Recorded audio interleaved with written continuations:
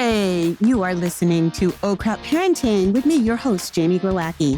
This is a podcast for conscious parents who drop the F-bomb a lot. Hey guys, welcome. Today, I want to talk about burnout, dopamine, and our phones. And some revelations I've had. I have alluded to a practice I've been doing in the episode I did about my mom's death and also with my interview with Chantel. And I wanted to expand on that because it's been revolutionary for me and it's been rather mind-blowing, to be honest. So you all know how much I love to reverse engineer a problem. And so, I've been really following Jonathan Haidt and all the things about social media and kids and phone use with kids. If you haven't started following him, I know a lot of parents in the Oh Crap Cafe, our parenting community, have been talking about him. It's Jonathan Haidt, Haidt.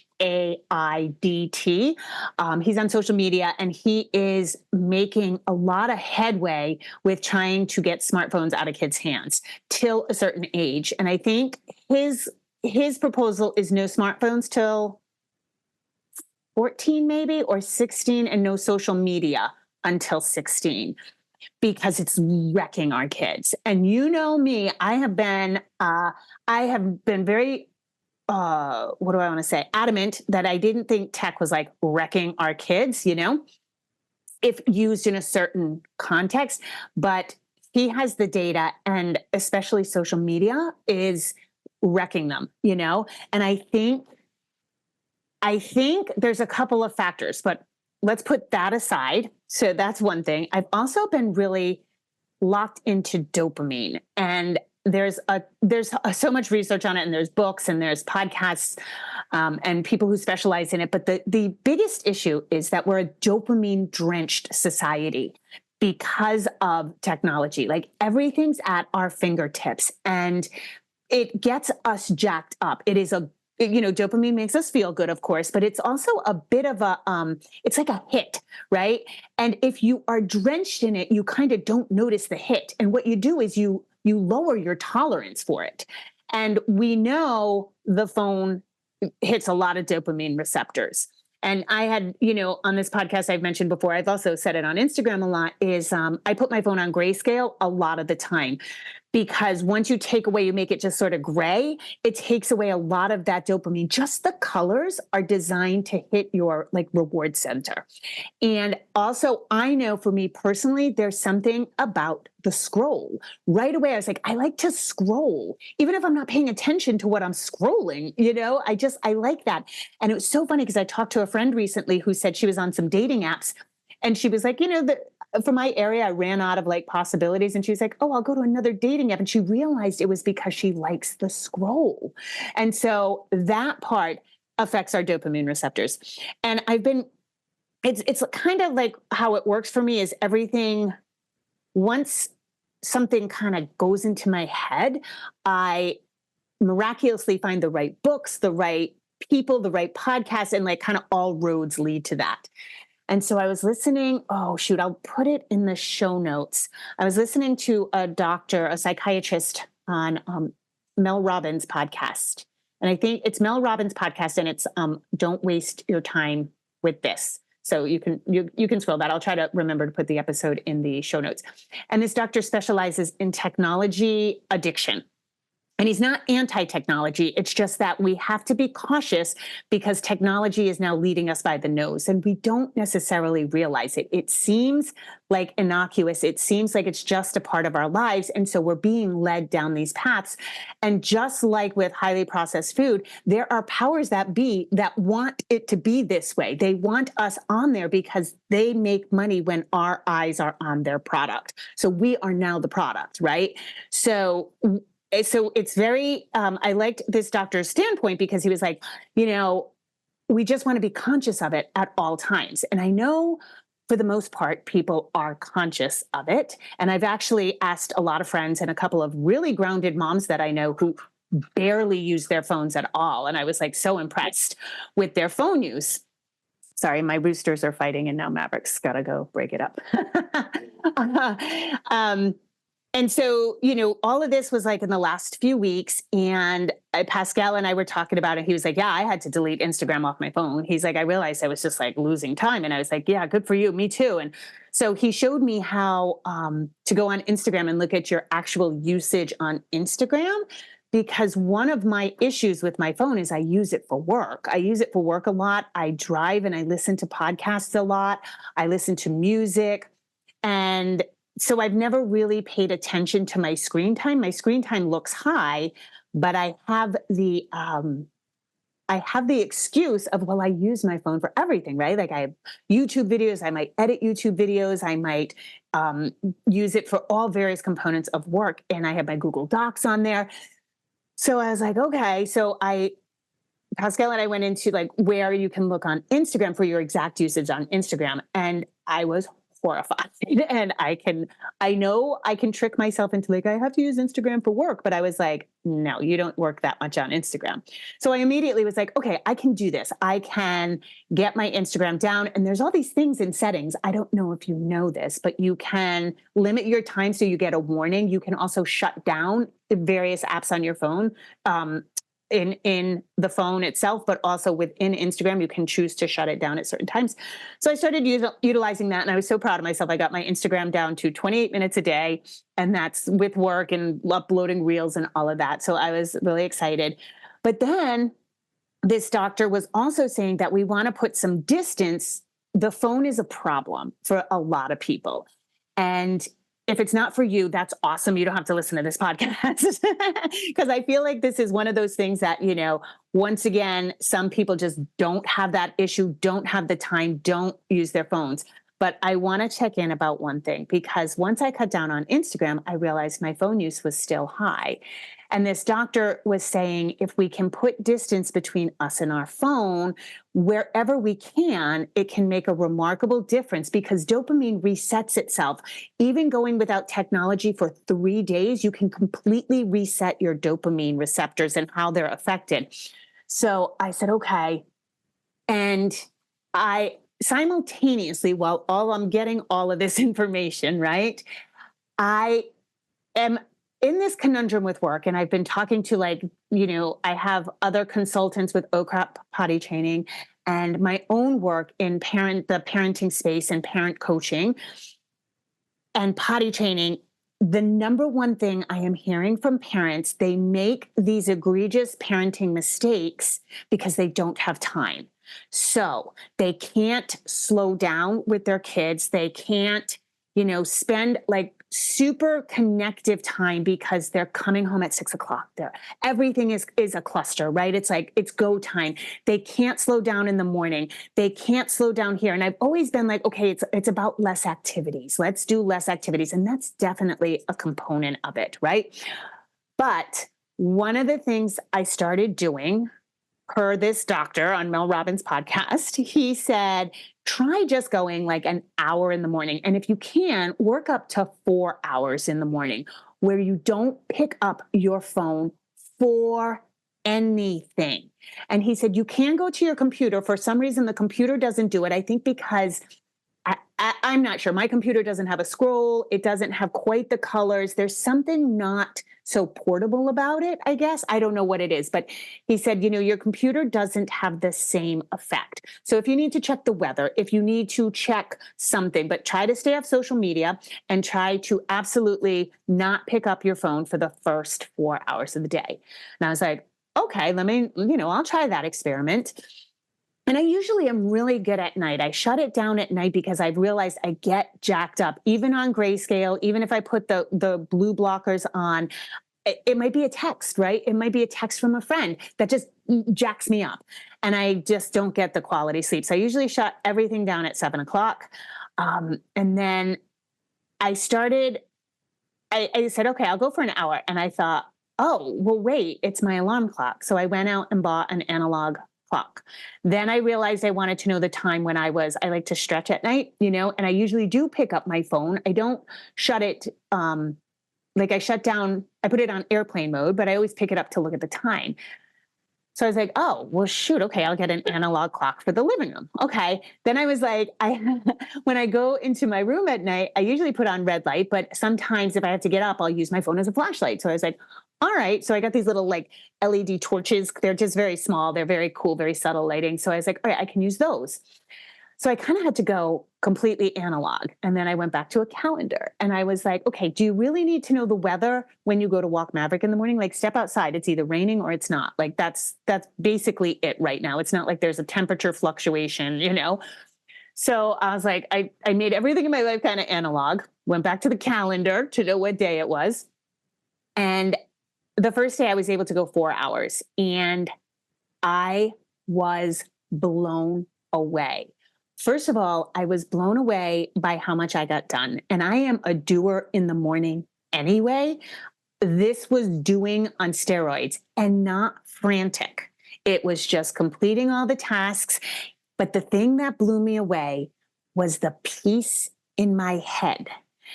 And what I realized, we know now, there are so many studies out how detrimental what do you call it? Multitasking is, right? It's so detrimental because you don't give, when you're multitasking, you're not giving anything your full focus, right?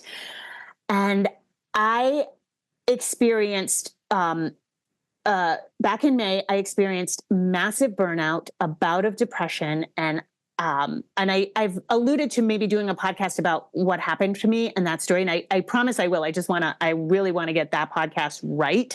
So I'm scripting it out so that I don't forget anything. But burnout has been an issue for me because it's shocking to me how I got burned out. And what was shocking, I think, is my kid is 18. He drives, he cooks his own breakfast, he does his own laundry, he has a job, he has his own money. He's gone a lot of the time. I am financially stable. I take care of myself. I work out, I eat well. Like how much do I preach self-care on this podcast, right?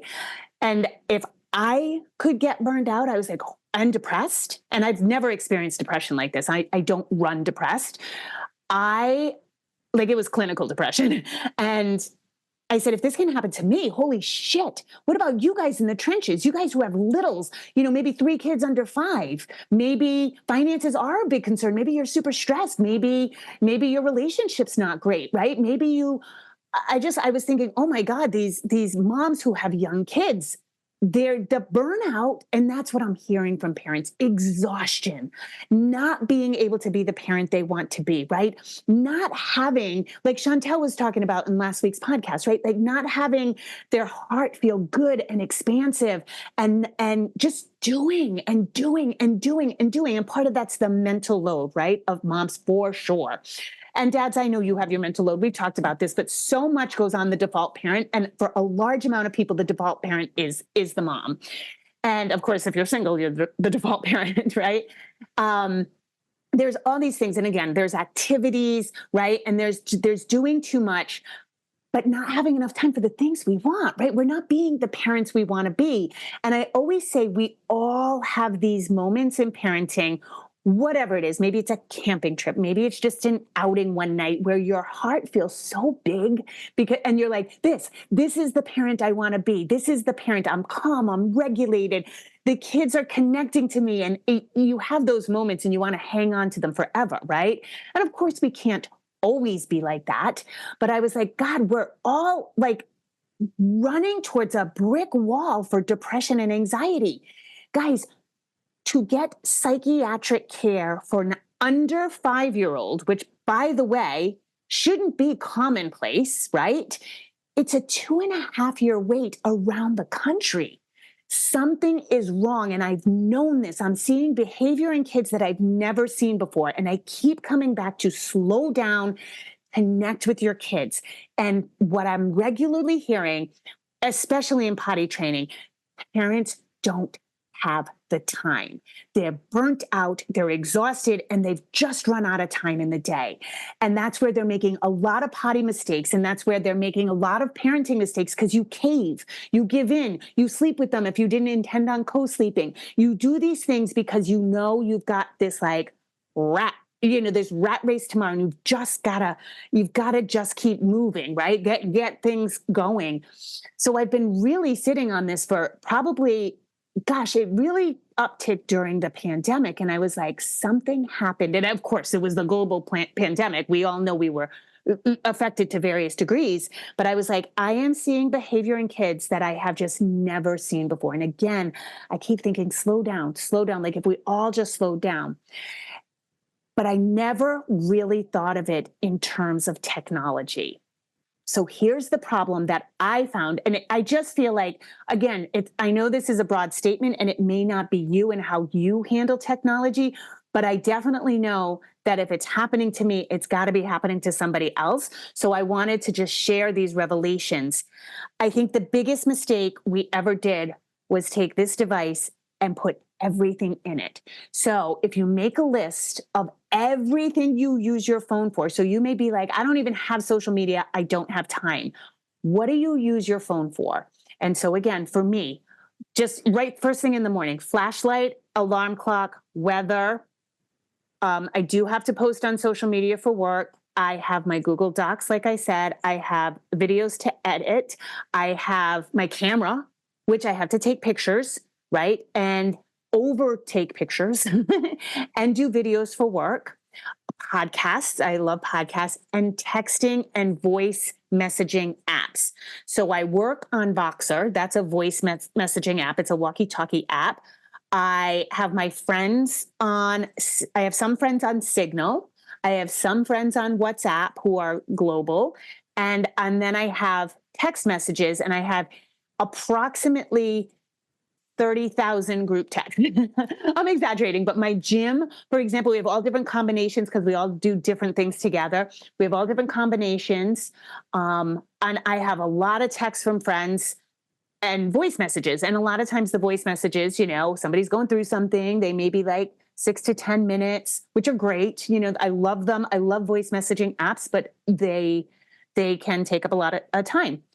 So once I locked into not using Instagram, the first thing I realized before I even did the 4 hours in the morning without my phone, I was very conscious. All of a sudden I was like, oh my God, I spend a lot of time in the morning answering texts and answering voice messages because I just feel like, okay, I get up, I journal, I walk the dog, I work out, and then I do that before I officially go to work, right?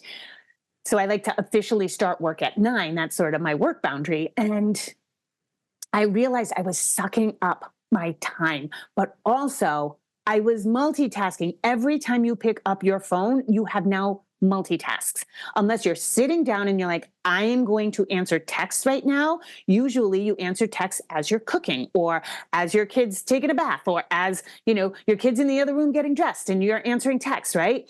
So we keep distracting ourselves, which is leading to an immense amount of burnout because we're doing everything at once. And I know I'm a mom. Maybe you're checking play dates. Maybe you're checking the schedule at the Y, or maybe you're checking to see if the pool is open, or maybe you're checking to see if another friend can come to the pool today. And that's valuable. We need to do that. But if we're doing it all the time, our attention is divided. And I feel like this could play into a lot of the disconnect with our kids, right? Because if you're cooking and you're trying to see about a play date and your kid is acting a fool, what's going to happen? You're going to be short with your kid, right? Or you're not going to give them the connection time they need. So that 4 hours became sacred to me. Oh my goodness. Just sacred. And I was sleeping better. My brain was quiet because once you open your phone, you open the door to the entire world. Literally, the device contains the entire world. It contains all the information in the world. How you choose to use that is up to you, but it does. So you open your door to everybody. And once everybody's in, people are going to grab at your attention. Even if it's not like something personal, it's not an exact text to somebody. It could be you see an article, you see a news report. It could be politics. It could be something happening in the world. And yes, do I think knowing what's going around the globe is great? But yes, but how does that affect you when you're cooking breakfast for your kids? And it just gets in your brain, right? And then I was enjoying it because what I realized, this doctor on Mel Robbins, the doctor said, what's happening for all of us is we have no idle time anymore, right? So the brain needs idle time. Like, think of your car idling, right? And a lot of times we get it idling on a cold morning because it needs to warm up. Your brain needs time to just settle, to just be bored. And I liked how he said, boredom is the punishment for your body wanting more dopamine. Your body, once it gets used to dopamine, wants dopamine more than it wants food or water, which is why your kids, once they lock onto a program or lock onto a device, so many kids have such a hard time getting off of it because the body wants the dopamine. It is the problem with addictions. They're dopamine drenchers, right? So that's why, video gamers, addicts, everybody can go without food or water because the body craves dopamine more than food or water. So that's what's happening to our kids, right? So when we get on that track, it's really hard to get off. And he said, one of the practices you can do is sit and be bored. So we know this, right? We hear the trope all over Instagram. I've said it. Boredom begets creativity. Boredom, kids need to be bored, and we're all afraid of it because then they get like cranky and weird, right? But I started doing it. I started just sitting, no distractions, not exactly looking at a blank wall, but I live in the woods, so I just look out, I look at trees. One day Pascal came home from work and I was sitting on my bed looking out the window and he said, "Hey, what you doing?" And I was like, "Oh, I was posting on Instagram and I could feel myself getting jacked up. I could feel the dopamine rush." And I said, so I logged off and I'm making myself look at trees for 10 minutes. And he was like, "Oh, right on. Good for you." Right. And when I started to get this boredom, this idleness, it felt like quiet. And what do you want the most as a parent, as a mom? Probably quiet, right? Now you're not going to get it because you got kids under under the age of 10, right? So you're not going to get a whole lot of quiet, but you got to take it where you can get it. And we start thinking of things like the phone is like me time. I need just a little me time. Maybe it is scrolling social media or answering friends or whatever, right? However that plays out for you, but it's still not quiet. And so it's my invitation to you to try to take some of this time. So then here's another trip. So I was enjoying this so much. And again, I love podcasts. I have to drive just about 40 minutes to get anywhere. And I said, drive in silence, just drive in silence. I started driving in silence, and this is, holy shit, another piece of heaven. Now, a couple of things happened. Number one, I paid so much more attention to the road, like so much more. I was a little bit shocked how even something can just pull your attention while you're driving. So that I love. But I also, you kind of talk to yourself, you run through some things and you just let your mind look around at the scenery, whatever. I also noticed that if somebody cut me off, I wasn't bothered. I was way more aware. So very few people cut me off because I was like, oh, I can see what that guy's going to do, Okay, but here's the trip. I also noticed Maverick got calmer. It was wild. I went to pick him up at daycare and I was calmer. So he has turned into a different dog. He's still feral, totally, but he's still a barker. But I noticed his energy completely shifted. So if my dog's energy shifted, I can almost guarantee your child's energy is going to shift if you shift yours. So again, I want to just present to you these revelations because I invite you to experiment with this yourself. And again, I really appreciate that this younger generation of moms for sure seems to know some of this. And I know so many moms who don't have social media, don't spend a lot of time, but make a list of everything you use your phone for. Go through every single app and check it. Check what you use it for, right? So anything, and then you can actually go on your phone and you can see, I didn't know this either, but in settings, you can actually go to your usage and you can see how many times you picked up your phone and what was the first app you went to, how many minutes you spent on each app, which is really helpful because like even I was still a little, you know, part of this experiment imploded on me when my mom died because I wasn't picking up my phone. And however, I do, in the end, I think that was the absolute best scenario for me. So now after, after she died, of course, I've been keeping my phone. I've been picking up my phone earlier in the morning because my sister's flying in. As I'm recording this, my mom's, my mom's funeral hasn't happened yet. I'm stacking some podcasts. So the podcast I had did about my mom, that was at her actual funeral day. And this will be a couple of weeks out from that. So, we're still like, I'm still dealing with travel plans and the funeral plans and all of that. So I kind of backtracked on this habit, but I am noticing the difference. My sleep is affected. I'm way more excitable. It's like I keep going back to it in little fits and spurts because I really need to. I felt so grounded, and I felt so grounded even with my mother passing. And anyway, going back to the settings, it's really helpful because you can see like, oh, my phone usage was 6 hours today, but 2 of that was talking on the phone, which I think talking on the phone is at least in-person interaction, And yeah, so make a list of all the things you use your phone for and see what you can make analog so that you're not picking up your phone. Because the other thing about kids and devices is if we're constantly picking up our device, and or we're constantly looking at them, and or constantly putting off our kids. Hold on one second. I just have to answer this text. What are we saying to them? What are we saying to our own lives when we're like, unconsciously being a slave to this device? So it's pretty wild. And again, I started to connect some dots because I was like, wait a minute. I also think the correlation with the pandemic and all this behavior is I think digital communication had a huge uptick. And I think kids, my kid is older, of course, and you guys have little, so this isn't going to be the case. But I know for sure during the pandemic, everybody had to kind of resort to some digital use, at least the clients I worked with, right? For the most part, we ended up doing Zoom meetings a lot more, right? Telehealth. Doctor's appointments now, therapy appointments now we can do on the computer or on our phone.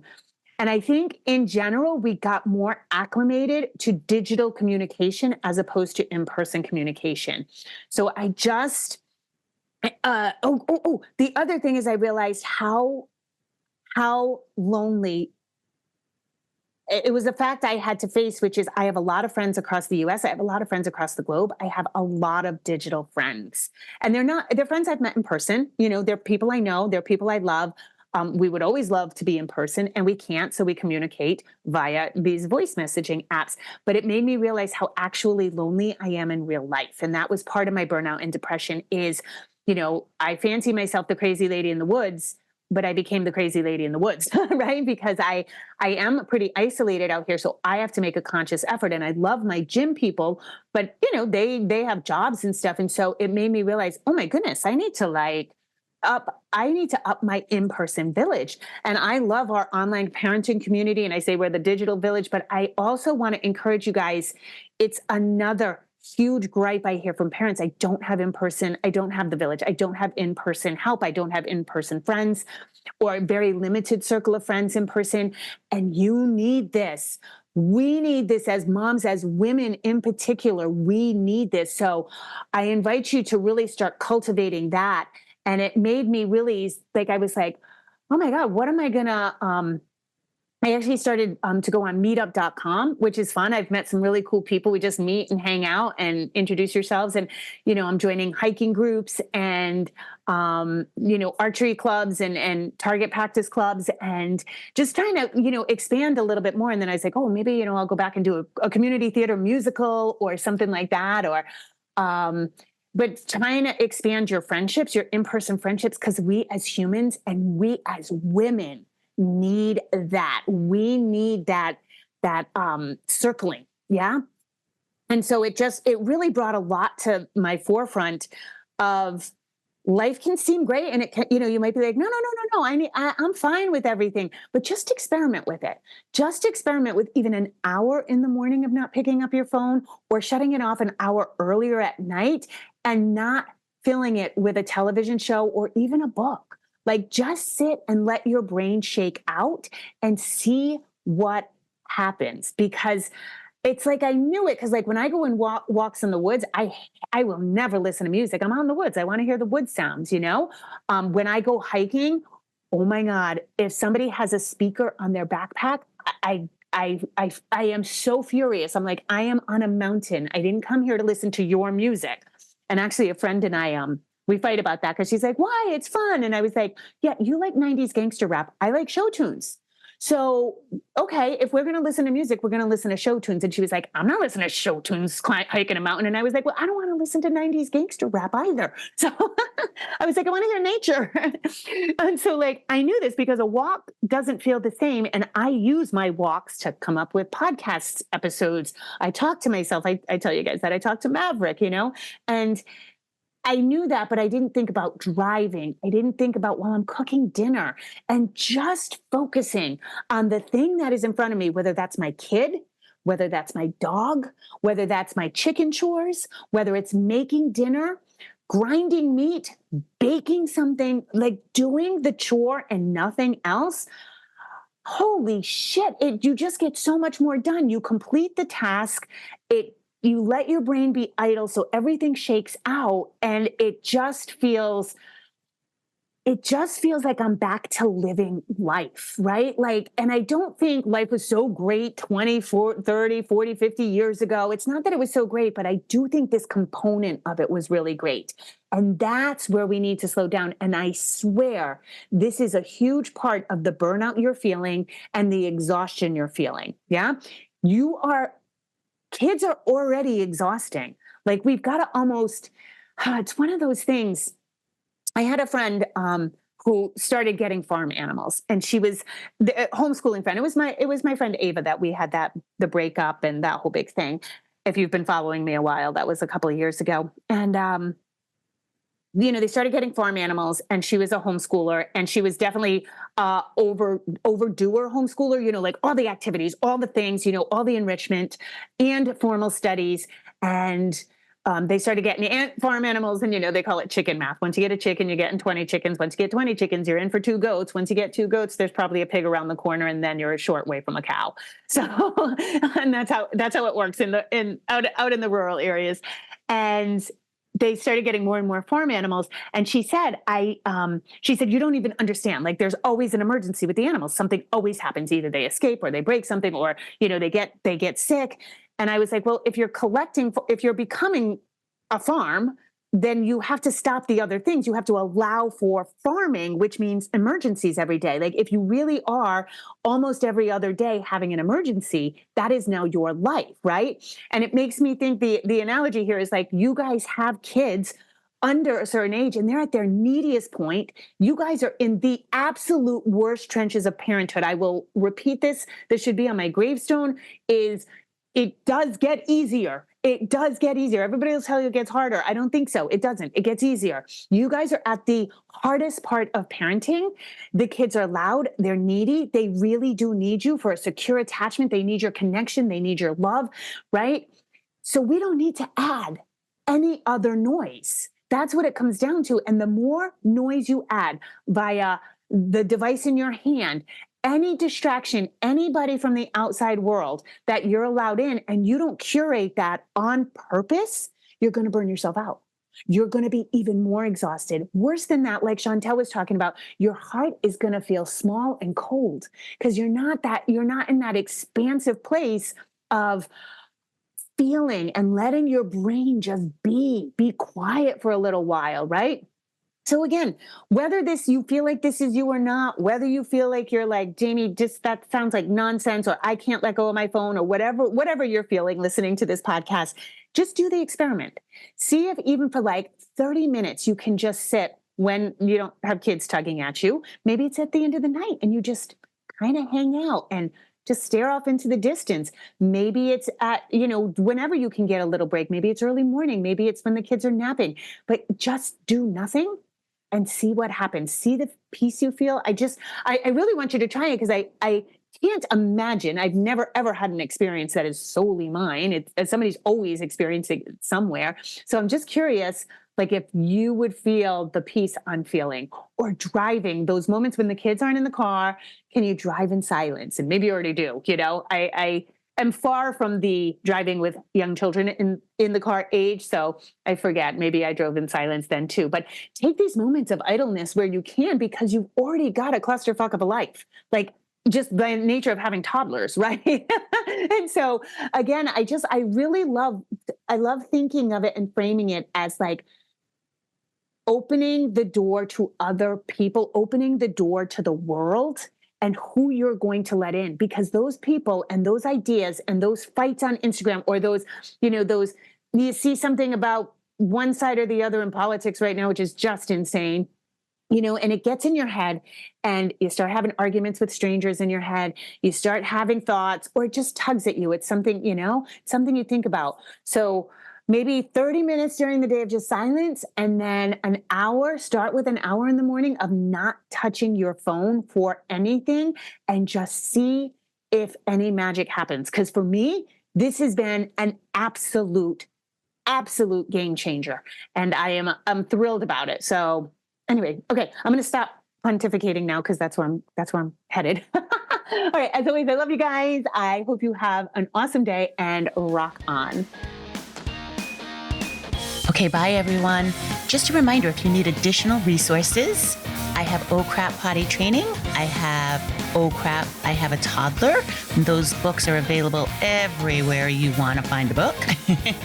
You can also go to my website, jamieglowacki.com, where you can book private sessions with me, buy any of my courses. Those are really geared towards potty training help.